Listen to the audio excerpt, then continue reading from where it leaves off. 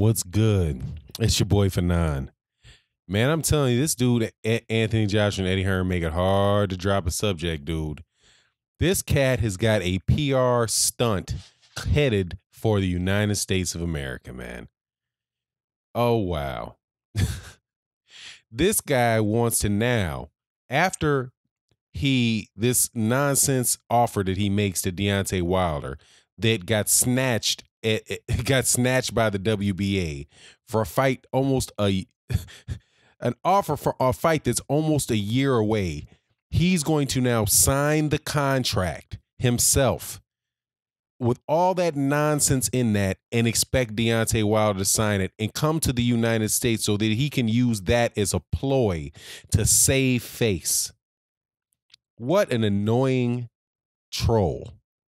Anthony Joshua's an annoying troll. Eddie Hearn is an annoying troll. Listen to this nonsense that these guys say. I spoke with Anthony yesterday, and I think that we're going to do is all the terms that were agreed by Deontay Wilder now have been put into a contract. They've had them now for over a month, and they haven't done anything. So I think what we're going to do, we're going to sign the contract. Anthony Joshua says, let's sign the contract and put it in front of them rather than them thinking that we're bluffing for some bizarre reason or we don't want the fight. We're going to have a press conference for his next fight next week, and he'll be in America as well. And it will be good to go out there and say we've done all we can. You've agreed with these terms, and now we've signed the contract. So fingers crossed, April 13th at Wembley, we will be Joshua and Wilder. I hope that dude does come to America so that people can ask him why he dropped $50 million. You signed a contract for a fight almost a year away after you ducked out on an offer that you asked for $50 million this year. Why would he sign that nonsense? The agreement that he was trying to sign, that you agreed with the terms that you were trying to get an agreement for, was for you to fight Deontay Wilder next, not for you to fight Deontay Wilder sometime off in the future. Maybe on April 13th, maybe if Anthony Joshua wins against Povetkin, then you'll be our next fight. Deontay Wilder there's no reason for Deontay Wilder to sign a contract like that. Why don't you just take the fight to 2020 and make him an offer like that? Well, hey, we agree that we'll fight you the second fight in Wembley in August of 2020, and we're going to put all the terms down, and then we're going to sign the contract and stick it in your hand. Sign this. Man, look, nobody is going to believe that nonsense. Well, some people wouldn't believe that nonsense because there's already a group of morons out here talking about sign the contract. Deontay Wilder was never negotiating for a fight next year. Why would you negotiate for a fight a year away, 10 months away, when you have no idea what the value of Anthony Joshua is going to be a year from now? You don't know whether or not Anthony Joshua is going to win his next fight against Alexander Povetkin. If you want to have a fight in next April against Deontay Wilder, you should talk to Deontay Wilder after you get out of a fight with Alexander Povetkin. But be clear that you had already ducked him for the next fight being with Deontay Wilder. Unless you were going to stop the fight with Alexander Povetkin and go back to fighting him in whatever the date is that's available in September, then what's the purpose of this foolishness? This is why this cat needs to stay out of America.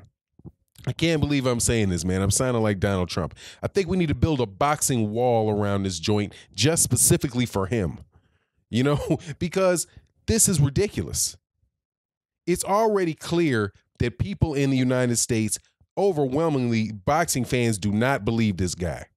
But instead of just leaving it alone, just leave it alone, man. You didn't want Deontay Wilder this fight. Nobody was calling for a fight between Deontay Wilder and Anthony Joshua for next year.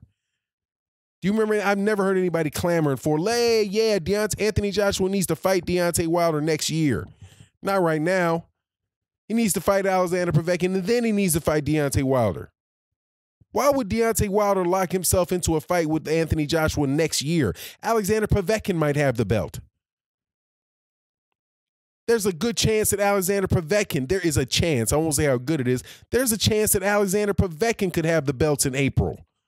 But Deontay Wilder has to fight Anthony Joshua. He's got to lock himself into a fight with Anthony Joshua. But just come on, man. This is one PR stunt after the next PR stunt.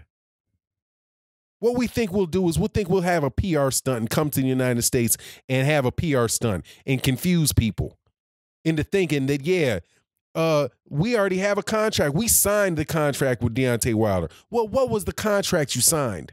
When was it for? Oh, it's for next year. Was he calling you out for next year? Was there originally an offer from Deontay Wilder to fight you next year? If he was going to fight you next year, why wouldn't he just wait to next year? Since when do boxing fans want to know who somebody's going to fight next year? That is way off. Nobody cares who somebody's going to fight next year. You care about who's fighting right now. I'm telling you, this stuff with Matchroom boxing is ridiculous. It's not just Matchroom boxing. There's other fighters doing it as well. But Jarrell Miller ducking Kubrat Pulev. Now, I know Jarrell Miller has like a co-promotional deal or whatever he has. So he's got somebody that's promoting him. You don't know exactly what the deal is with Jarrell Miller. But I think the dude touched Matchroom boxing long enough to catch that duck virus. Duck flu. That's what we got going on. We got, that bird flu? We got the duck flu going on.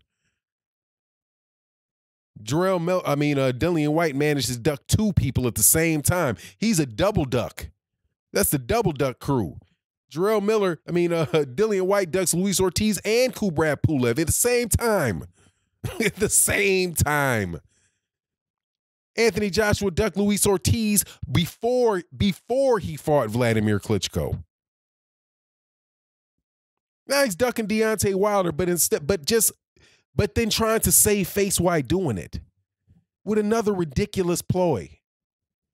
What are you going to do? Get on picture? You're going to take a picture. I'm predicting this. He's going to take a picture. This is how bad these guys look. And you got to try to find a way they're going to try to find a way, instead of just doing what's right, to look corny. Get a camera, put a camera over your desk, and have Anthony Joshua smile and sign a contract. This is the contract for Deontay Wilder. This is the contract for Deontay Wilder. And then what? Deontay Wilder's supposed to go sign it? He's supposed to sign it. He's supposed to sign a contract for a year from now at a below market rate, where you pick the refs, where you pick the judges. You pick the refs, you pick the judges, a flat fee, when you don't know what the fight's going to be worth a year from now, because dude might lose. And on top of it, more than likely, the fight's supposed to grow. If the interest for the fight grows from now to a year from now, why would Deontay Wilder want to lock himself in to a flat fee for a fight where the value is increasing on a daily basis, according to pretty much everybody involved? Right? It's growing, and you know what? It's growing every day until it's not growing at all because somebody loses. This is another publicity stunt, but at least the good news is that he's coming to America to do it. Come to America, and hopefully these people in the media will front you out for the PR stunt that this is. But it's not going to matter, because people are still going to chew you up for the fact that you ducked out of $50 million and you cost Deontay Wilder $50 million.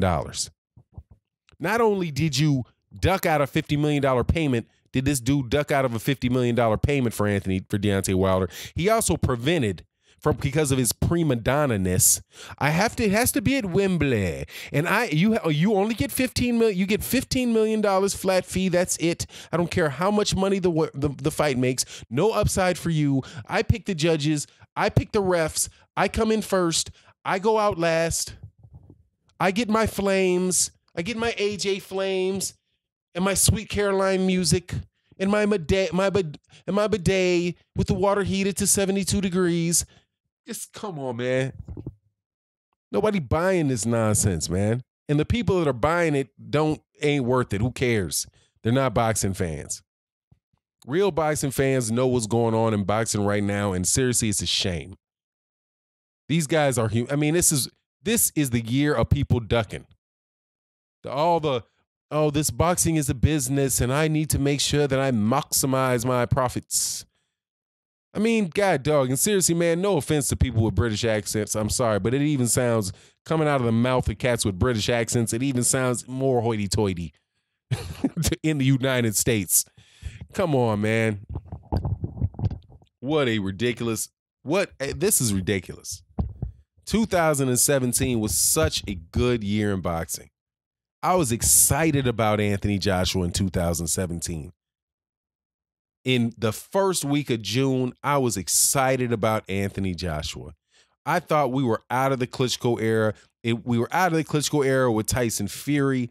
Then something happened with Tyson Fury, and here comes Anthony Joshua. I'm like, man, the UK boxing is looking good. We're out of the Klitschko era. That's cool with me. We can start seeing some really good heavyweight fights. We got Deontay Wilder, got Anthony Joshua. You got, hopefully, Tyson Fury can come back. You know, we got other up-and-coming boxers out there. We got Luis Ortiz. I was excited about it, man, because that's the banner division for the heavyweight division. It's for the sport of boxing. But now you get this dude turns out to be a pompous, phony duck artist. A pompous, phony duck artist. He's a phony. And this little publicity stunt even proves it even further. Nobody's believing what this guy is saying. He's completely embarrassed himself. Eddie Hearn has embarrassed himself. You can't even believe a word coming out of Eddie Hearn's mouth. And now he's going to come with this PR stunt? Well, we think we're gonna have a press conference next week, and it'll be in American. It'll be good, and it will be good to go there and say we've done all we can. So Anthony Joshua's gonna come to the United States and show a phony baloney contract with his signature on it. That's the new PR stunt. That's what you think boxing fans want.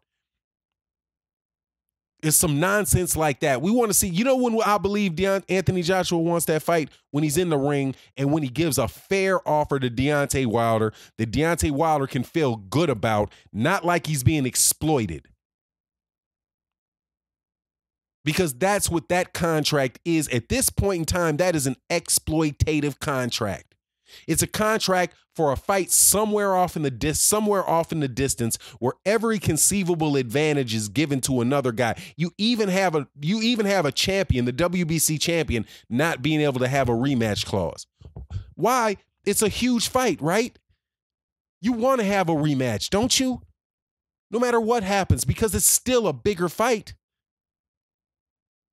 than any other heavyweight fight and probably any other fight in boxing. But they want all the money. They want it on their time frame. They want it at their place. They want every conceivable advantage.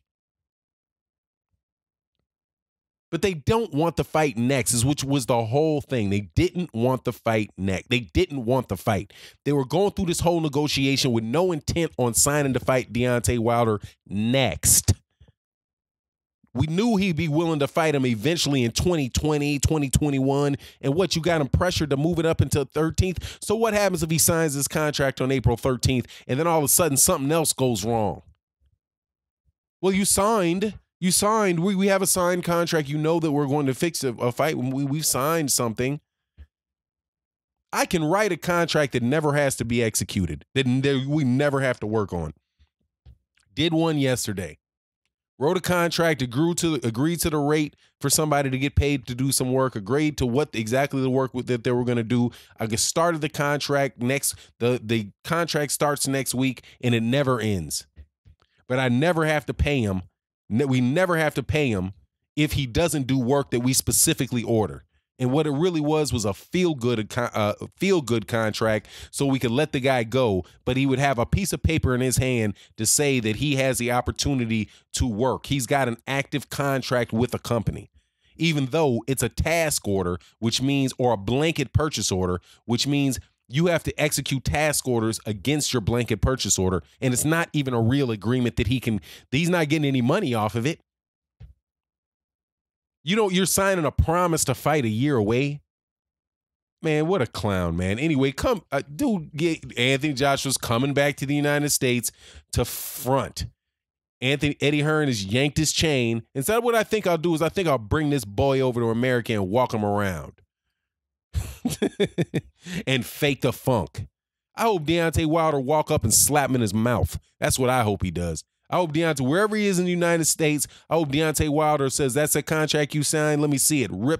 Puts that contract, rips and said, nah, man, I'm going to sign it when you serious, and slaps him dead in his mouth. Like, I don't need no contract. I'm just going to slap you dead in your mouth right now. Stop faking, stop fronting, stop lying to people. Boy. Ridiculous, man. Anyway, with that, I'm out.